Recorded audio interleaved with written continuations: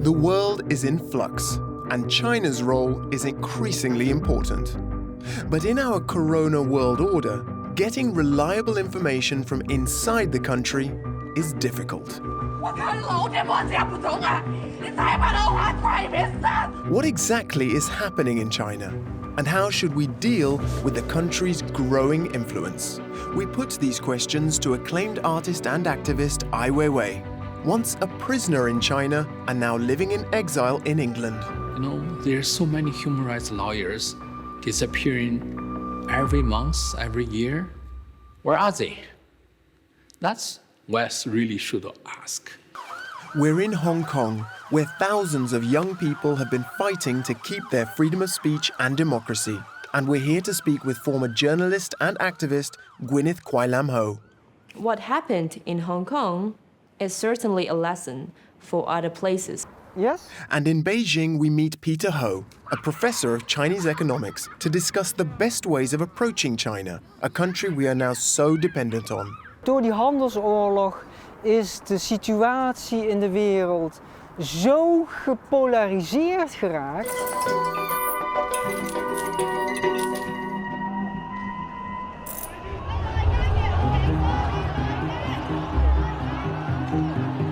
The battle for China's future role in the world is currently being fought in Hong Kong by thousands of young people. China's grip has tightened here since the beginning of the pandemic, and there's no sign of that changing. So, is China open to a dialogue? If there's anyone who knows how to deal with China and what's at stake in Hong Kong, it's Chinese artist Ai Weiwei. His critical artwork often got him in trouble with the Chinese authorities, and after a period of detainment, he eventually left the country in 2015. Can you go back? I think I can go back, but I don't know I would ever can come out. Ai documents everything and shares his life and work with over 500,000 followers on Instagram. We arrange a corona-safe meeting with Ai Weiwei in Cambridge, England, where he now lives, and ask him how we should interpret the information we're getting from China. In China, very often information is not very clear, not only to the West, but to their own citizens, to Chinese people. Internet is censored, and the state propaganda machine is purely tells the party's line. How do you think China has handled the outbreak of the virus? At the beginning, they have a great hesitating. Control the information is the very essential task for the party. So they don't see the information objective, but rather either it will hurt or benefit the party. Ai has been making confrontational artwork and documentary films for almost 40 years. That's a police car right next to us. Ai's studio in Beijing was a free zone in the city for many years, but in 2011 he was arrested and imprisoned for 81 days. Since the coronavirus outbreak, he's been analyzing the information from Wuhan, the city where the doctors who first reported the danger of the new virus were silenced. They delayed, that's for clear record, because they stopped those doctors to talk about it. They questioned them in the police station, asked them to confess and made an agreement not to talk about this anymore. So that period of time gave a disease a big advantage to spread. I'm sure it's not their intention. I'm sure they miscalculated the situation.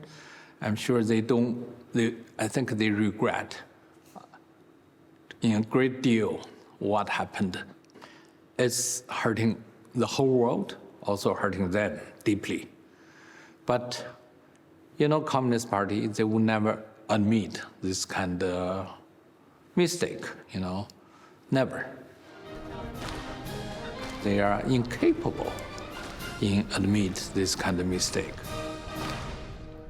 So the information we receive from China's official channels is limited and often to be taken with a grain or two of salt. In Wuhan, however, a small group of citizen journalists have gone in search of the truth. They share facts, figures, and images with the world via social media. 我昨天在同济医院里面又看见一具尸体了，一个这次是没有蒙脸，是坐着的尸体。怎么了他？他人已经走了。不在了是吗？对，不在了，这联系太平间去了。但没找着车呢是吧？还，就在这把他放到太平间去。然后送到这边来就是车子耽误时间。人已经不在了。走一下发了病。看什么？我不知道他说的车是不是救护车，但是你想。 如果救护车专门负责运危送病人，这两天街上跑的真的救护车来回跑，尤其到晚上的时候，一片死寂，只有救护车来回跑的时候，多吓人，你知道吗 Have you followed the citizen journalism reporting from Wuhan? Yes, there are a few guys. They did the reporting. They followed the steps of me in 2008 in Sichuan. Sichuan had a big earthquake. In that earthquake, about 80,000 people died. And among them is over 5,000 students. They are clashed in state-built schools. I set up China's first citizen investigation team in Sichuan after the earthquake. They collected detailed information about the victims and revealed that corruption in the construction industry had caused several schools to collapse, leading to many preventable deaths of very young students. And just like in Wuhan, the authorities tried to hide the facts. 我们希望知道更详细的关于学生死亡情况的人数和姓名的一些资讯。你干嘛要这个名单呢？要是美国派遣的特务呢？ Why we are doing that? Because the state never openly reveal any information which is reliable or you can trust.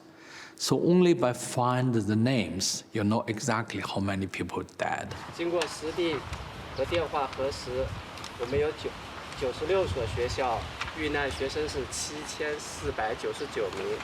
That time I was very active in online. We have about 30-40 people involved, and we have been arrested a few dozen times.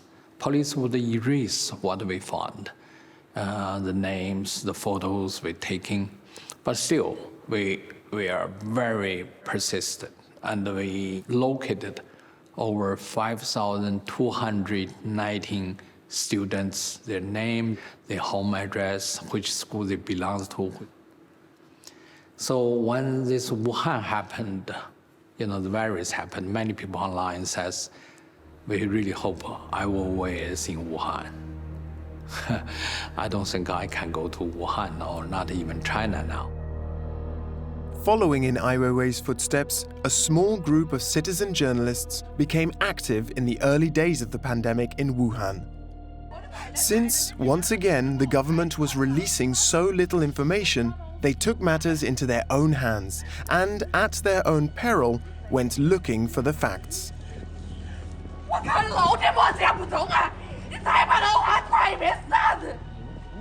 Among them was the young lawyer Chen Chushi. 现在是2月4号的下午，我身后就是武汉的会展中心。前一段时间，红十字会用来囤积货物也是在这儿。目前这里已经改成了方舱医院。我们今天下午看看能不能进去做一些简单的采访。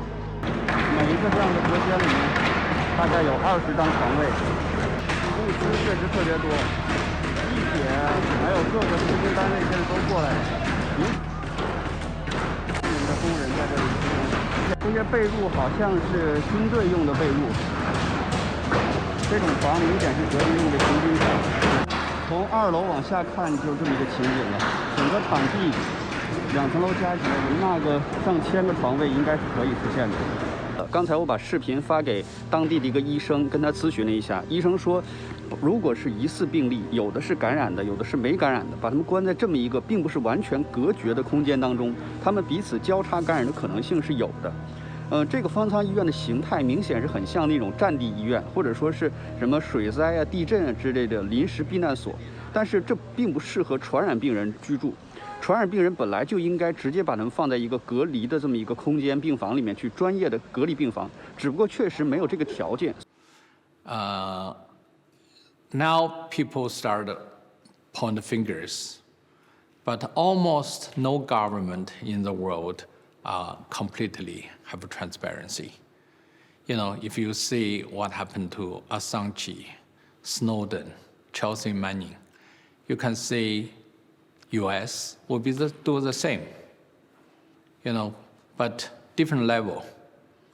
But because in the West you have journalism, you have different parties, you have freedom of speech, so it's much difficult and costly for Western government to make a lie. But that doesn't mean they don't want to make a lie. All the power want to make a lie. 大家好，我是方斌，今天是2月1号12点过这几分吧。哎呦，死了好多！哎呦，这是死了3个，这4袋装尸袋，里面尸体。Actually, in China, there's no citizens. You know, we are human beings, but we have no rights. You know, never voted, never have a chance to speak out. But we call ourselves citizens anyway. 这武昌殡仪馆这里面尸袋，刚才我照给你们看了，现在又多了。刚才3个，现在我数一下啊，尸袋，1、2、3、4、5、6、7、8，有8个。Fang Bing, for example, he was a businessman in Wuhan, right? Yeah, those people are ordinary people. They are not anti-communist. They are not trying to subversive of state power. They only concerned about the fact, and they want to tell the truth. 对不起，陈秋实律师被失踪了。我的微信号被他们封了，这门被便衣把守。这小区的东门、北门、西门，只是这个门还没有被撬开。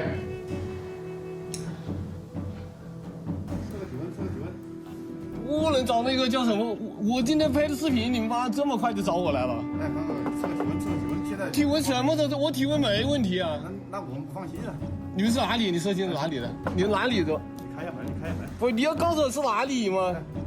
这种情况下，你会不会以这个名义隔离我？啊，不会，你如果说，啊，那我这么说好了，如果说你以这为名隔离我的话，那我就。那就是所有的人知道的信息人都是觉得你们以我讲真话，我报道真话，你们抓我。这样。那你们负责人，你叫什么名字？叫什么名字对你有什么关系呢？你是哪个单位？我们工作人员，好吧。工作人员得有个名字，有个单位啊。你没有传递私人的住宅，不允许任何人上床，我有法律保护，好吧？不存在床。你别过，你别过。哎。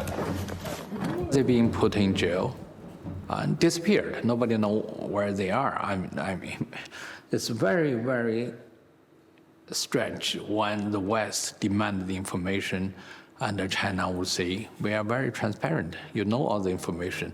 But why they don't tell where they put those individuals? You know, there are so many human rights lawyers disappearing every month, every year. Where are they? That's West really should ask. And nobody asks. They take it as a very normal situation. That is bad because that sends a clear signal to China. They understand that the West doesn't really care. So those activists are still missing. there's no independent judicial system. They can arrest anybody. They can make anybody disappear. Make me disappear. I disappear 81 days. There's no lawyer. My family doesn't know where I am. I don't know where I am. I was being put in a black hole and driving around, and in a very secret location, a military base. What struck me is that you were trying to dialogue, even in detainment. How do you see that now? I'm a crazy guy in dialogue. I love dialogue. I love conversation. As long as there's a response, I think I'm dealing with human being. Two military guys, lights up like this, and sitting, I have to sit like this, and report to them if I want to go to bathroom or wash my hands. You know, every step, every move. So it's good training for me.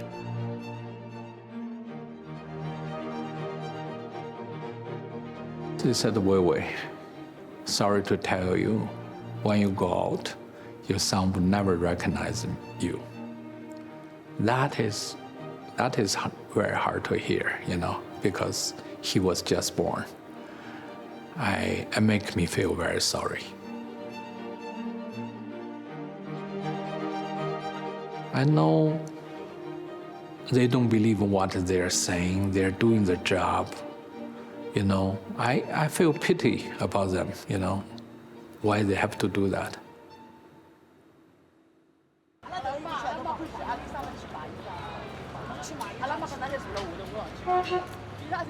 If you ask ordinary citizens, probably 80% are very satisfied with the Communist Party. Because they never know another condition. The whole life is about brainwash. It's very successful. And so people doesn't really care that much. So the words truth never been mentioned. They're watching the central television, which is propaganda, every day, and very successfully manipulate the mindset of the whole nation. So that is really dangerous because you have 1.4 billion people which are misinformed.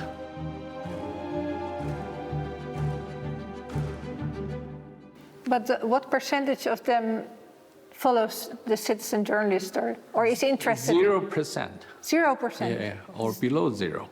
Because the internet has been very well controlled. Strongest surveillance states ever created. China not only controls the information, the big data can control your facial image, fingerprint, your blood type, your living habit, what do you buy, and who you talk to, and where you invest, and how's your health condition. And all this are completely in states' hands. And that gives such advantage for them to maintain so-called stability. Each day, they are improving those technologies in information control, analyzing. Are we facing a future of complete surveillance? Oh, yeah, that's for sure, not future. We're in the present, complete surveillance. But the Chinese people don't seem to worry so much about privacy. No, they are not worried. First, China never really had a private property. It's a communist society.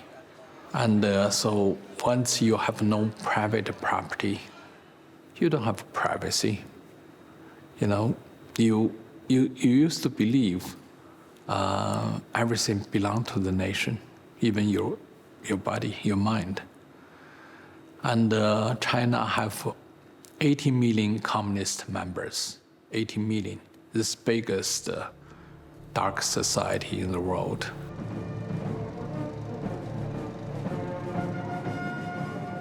Think about that. When they get into the party, they have to raise their right hand and to repeat this 3 sentences.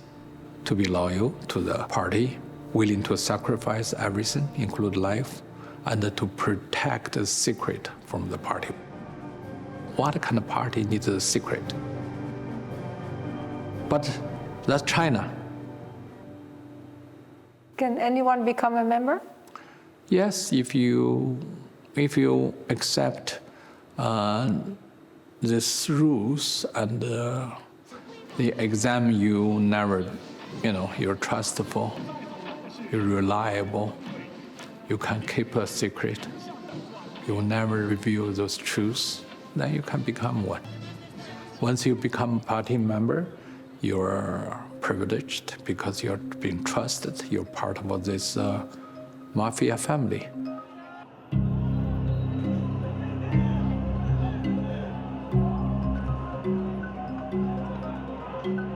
But there is one small piece of Chinese territory left which China doesn't have total control over: Hong Kong. In 1997, the city was handed over to the UK and agreements were made about maintaining freedom of speech and a democratic government. Over the past year, huge protests have rocked the city, all calling for more limits on China's influence in Hong Kong. The protests flared up recently, following China's new safety law, which restricts Hong Kong's autonomy even further.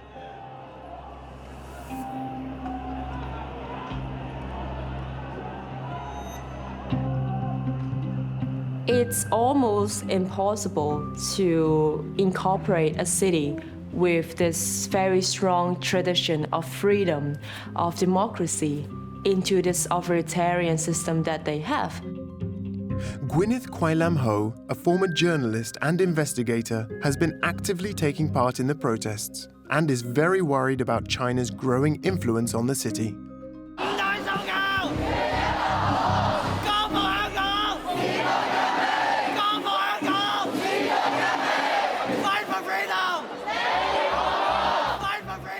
Actually, protests has never stopped in the city for almost a year already. Even during the pandemic of the coronavirus, there's still a lot of people, a lot of protesters and activists who try in every way to keep on protesting. Even facing the ban of public gatherings, which activists thinks that it's actually a ban that the government can use to suppress protests. But even in February, in March, we can still see, for example, vigils of sacrificed protesters held in different places, and riot police will come and disperse people with violence.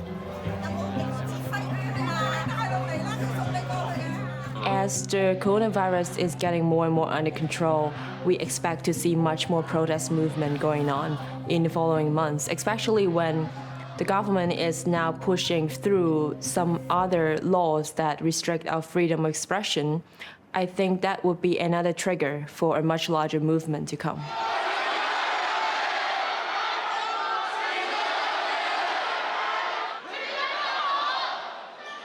We see that a whole generation of young people is now being sacrificed as China become more and more totalitarian and then try to make Hong Kong more authoritarian too.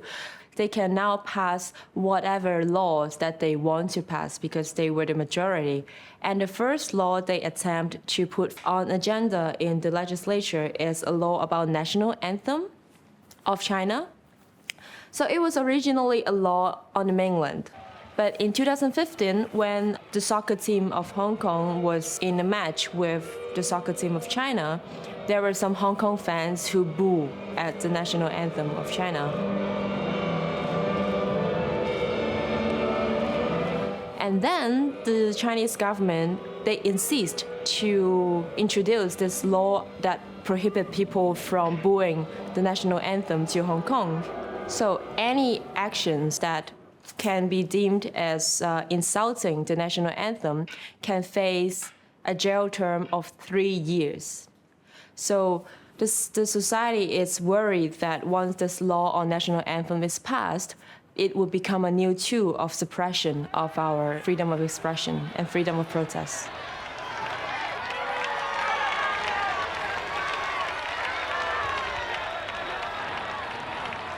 We always hear two versions of reality here in Hong Kong and Taiwan when it comes to China. The first version is the version put forward by the state media that everything is fine, that all right in the world, right? But we always hear a much more dire version from those rumors coming out from the society of China. So the thing is, it's very difficult for us to verify all of those accounts because basically they've kicked out a lot of journalists and they restrict journalists' movement within the country. So there's basically no ways of verifying. But we always give the benefit of doubt to this kind of rumors that actually come from the people, not from the government. We see journalists of the New York Times, the Washington Post, journalists of Bloomberg being expelled from Chinese soil, but the international community not have the same kind of response that they used to have on China. Since the last virus outbreak, SARS, in 2003, China has changed quite a bit, thinks Weiwei. The West still seemed very far away then, whereas now, Western economies are much more dependent on China. 哎呦，这也属于反贪局的这个，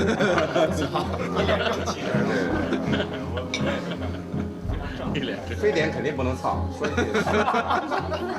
非典不能操。大师。 42宝，非典呀，非典跟我没关系，他会离我远远的，以毒攻毒。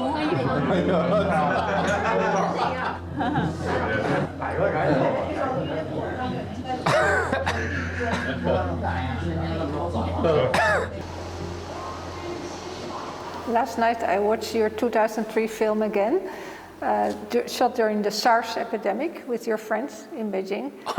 Yeah, it was How do you funny. see it now? I see it as very funny. It's like a small model of what's happened today. Today is in much larger scale. China was much more free then. You know, I think about the 90s. I have a great time. We still can organize citizen investigation. We still can make underground magazines. I still can do many things today I cannot do.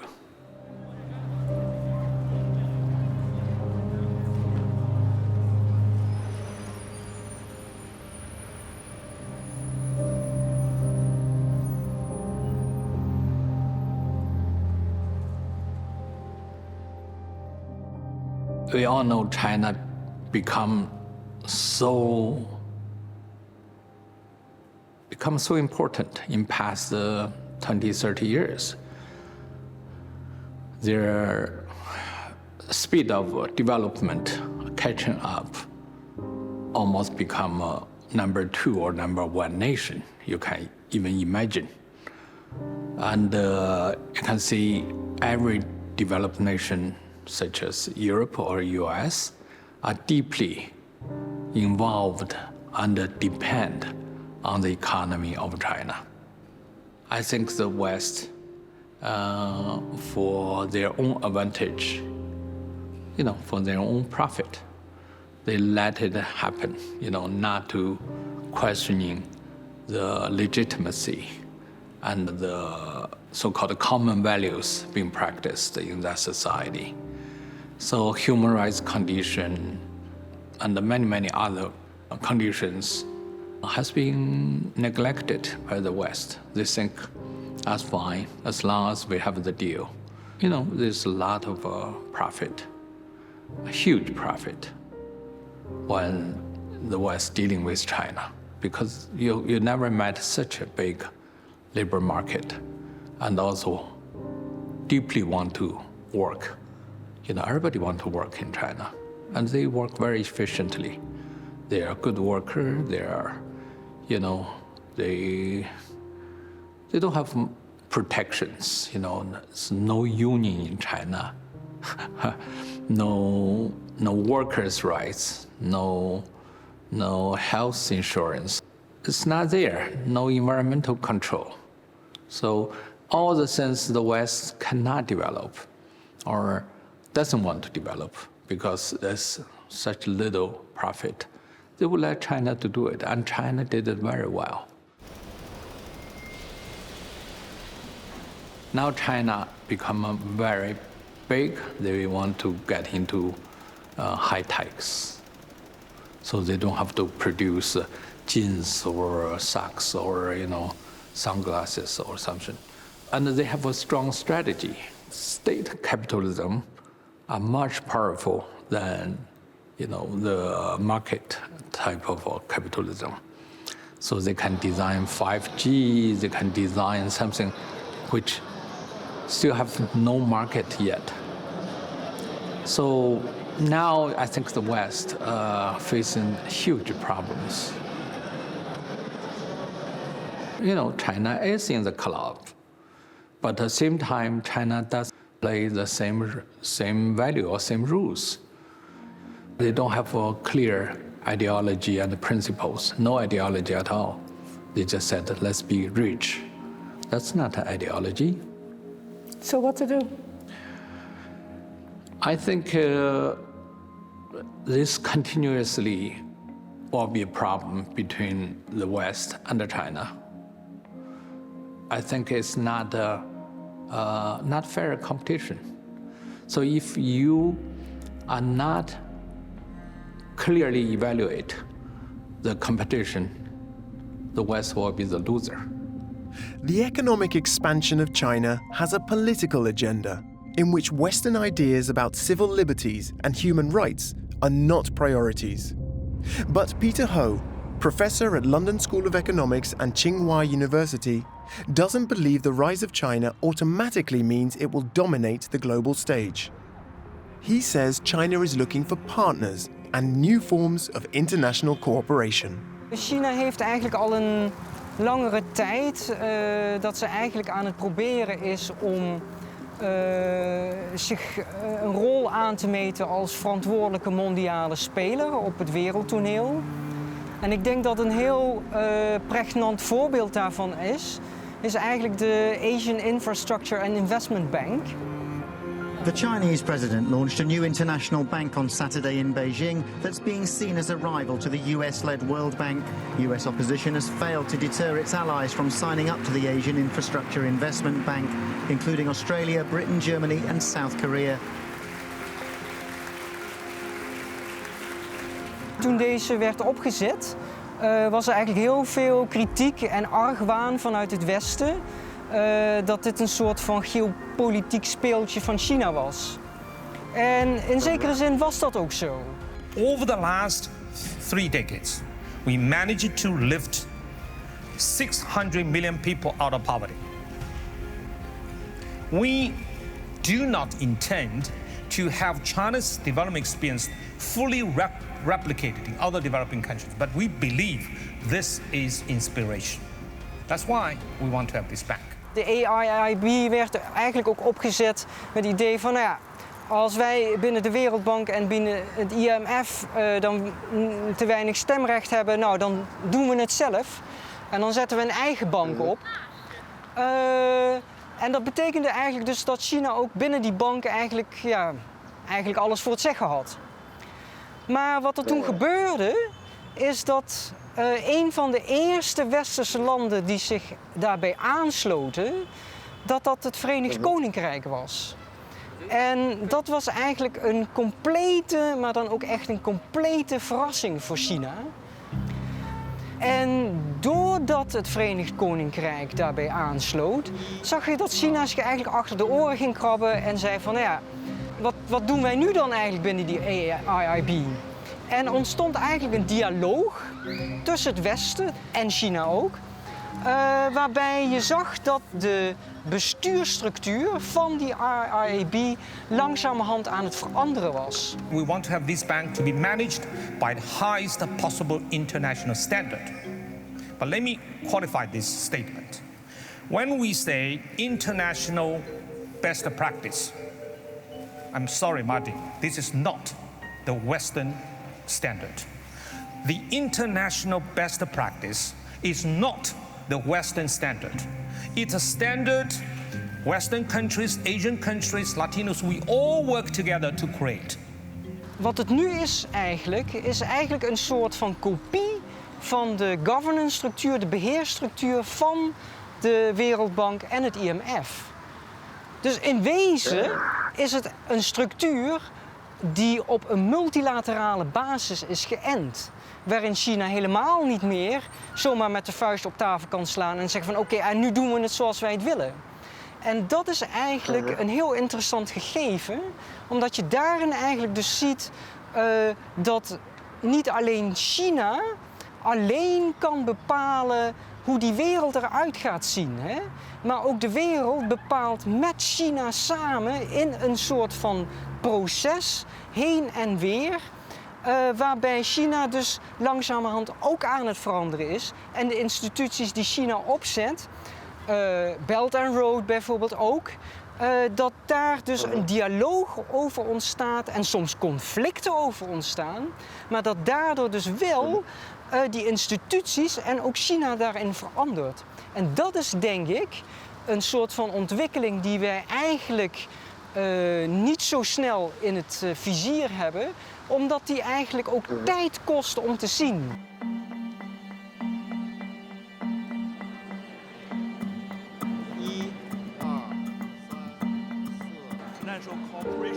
Since 2013, China has been working steadily on its ambitious Belt and Road Initiative, involving investment in new infrastructures that connect nearly 70 countries.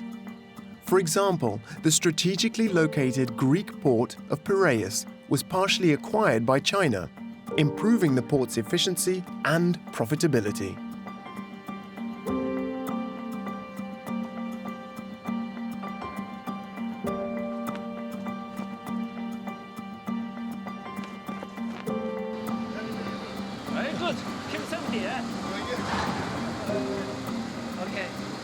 Als wij terugkijken zo'n 6 of 7 jaar geleden, dat er toen ook een situatie was waarin veel meer die dialoog aan beide zijden kon worden gezocht. En ik denk dat juist het afstappen van de angst voor een soort van geel gevaar, zeg maar, dat je daardoor misschien ook makkelijker toenadering tot elkaar kunt krijgen.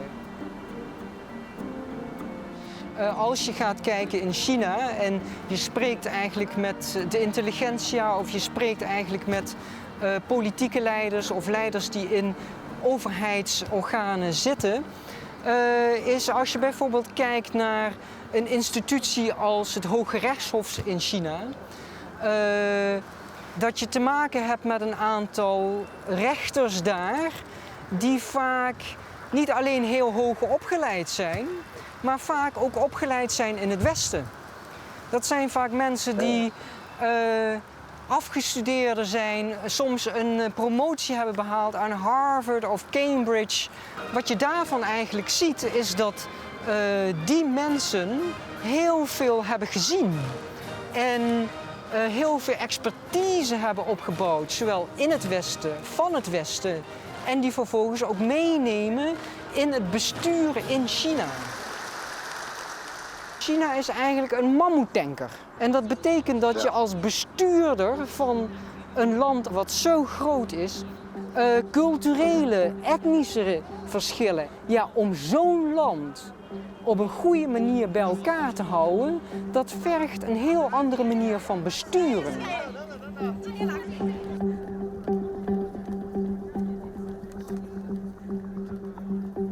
China did many things which also impossible. They maintain very little poverty. Principally, they try to make the nation become stronger and everybody can be benefited. But in the reality, there's so many things they cannot control either. Like the system corruption. That means they have to maintain that way to make the system move because they don't have a clear ideology and principles, no ideology at all. They just said, let's be rich. That's not an ideology. It's almost like American dream. So under that, anything goes. It's a wild jungle.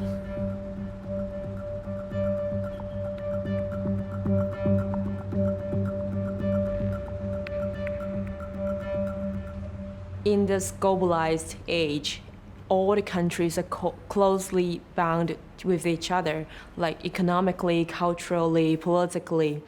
The thing is, if you, as a foreign country, do not take the human rights violations in China seriously, you will ultimately be harmed by it. 这么多就真的死了，这是几件？就昨天的是吧？ The coronavirus is, of course, the best example. If the international community is much more stronger in their condemnation when China is expelling journalists, for example, when China is jailing their own journalists, when China is forcing all this major international news outlet out of China and even out of Hong Kong, they would not be so successful in covering up all these things.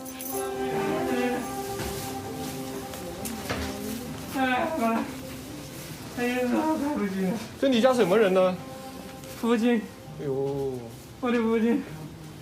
We now see China is also exporting its authoritarian values into developed countries, such as Australia, such as Europe, and even though in the US.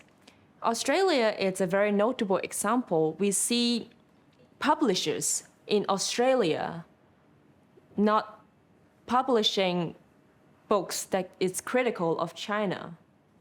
So China is exerting its influence with sharp power, that is using their financial mightiness to force other countries, force other business to accept their authoritarian values. And when Hong Kong activists try to explain the situation in Hong Kong in European parliaments, we see the embassies of China trying to stop that, most notably in Italy. So basically, these authoritarian values are already at the doorsteps of Europe.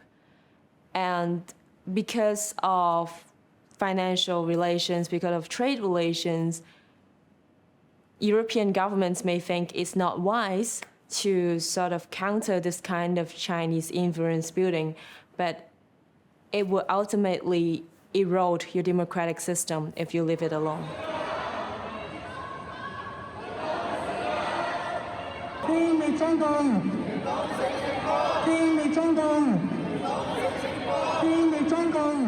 What happened in Hong Kong is certainly a lesson for other places because we now see how China is trying to exert its influence in different European countries using different tactics. But most of those tactics they have tested in Hong Kong already.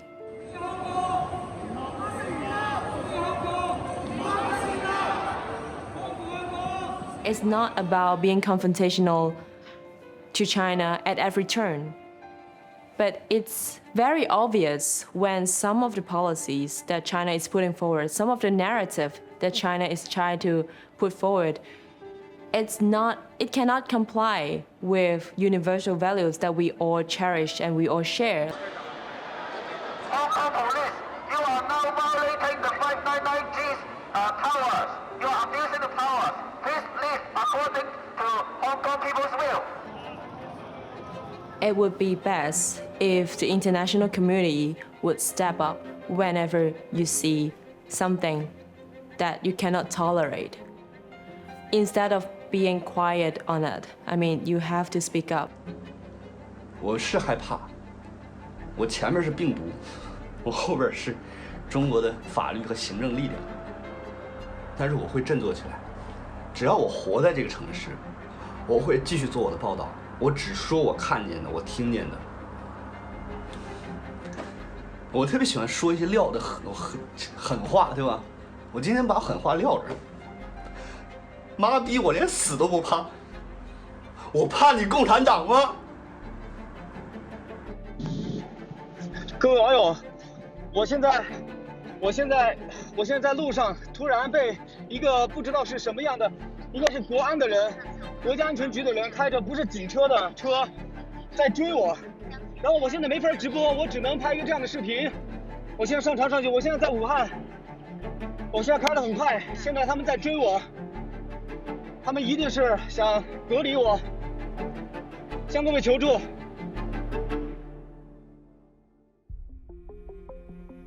The citizen journalists in China have received little support from the West so far. There's no European Union. It's just totally break, and they act their own interests. And you see how deeply Germany are sunken into China. German industry have clearly announced their future depends on China. And other nations, of course, they follow England, France, and other nations. Every nation in Europe gave up or partially gave up their principles. Just try to grab the profit.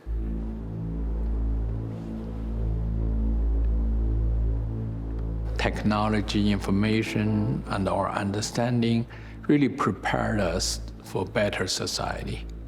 But at the same time, the big corporations, the big, huge profit, and those monsters has been carry our society into a very dangerous future. You cannot argue with those profit.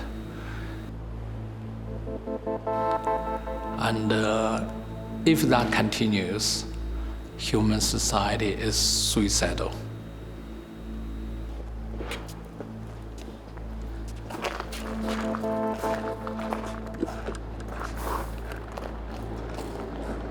You think what is more important, confrontation or dialogue?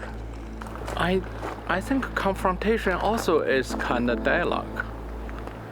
And sometimes you can have a peaceful dialogue, but sometimes you need confrontation.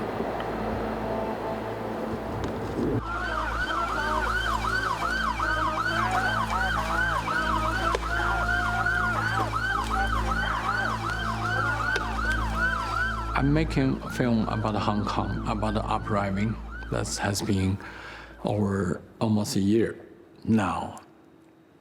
The situation is desperate. The young people, they're naive, innocent. They believe they will not lose the ground of freedom. And they fight, really fight. They defend those values. But same times, on the other side, the central government and Hong Kong government, they don't give a damn. They don't care. They would sacrifice everything, anything, to make Hong Kong become stable. So they continuously use brutal police forces, and they arrest those activists.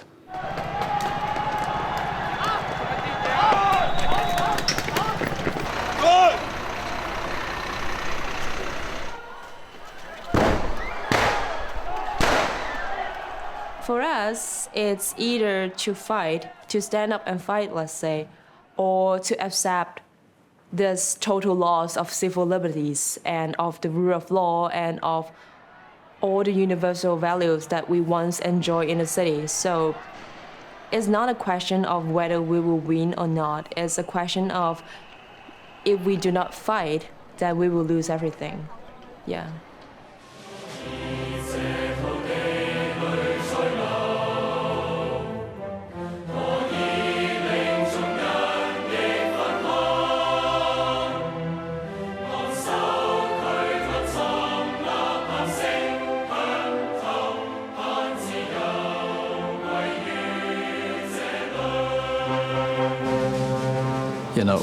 It's very hard to fight with state power because they are professionally hired to do their job. And those young people have to do it after the school or after the working hours, but they are so united and they have a clear vision and very impressive. Very brave, huh? Brave, intelligent, determined, but the end could be very sad.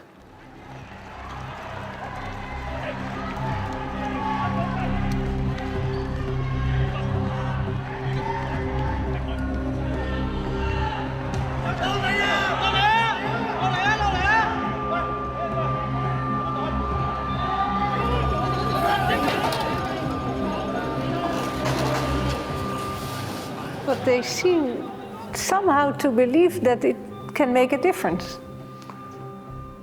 They are making some difference because this whole generation become more clear about who their enemy is and how impossible.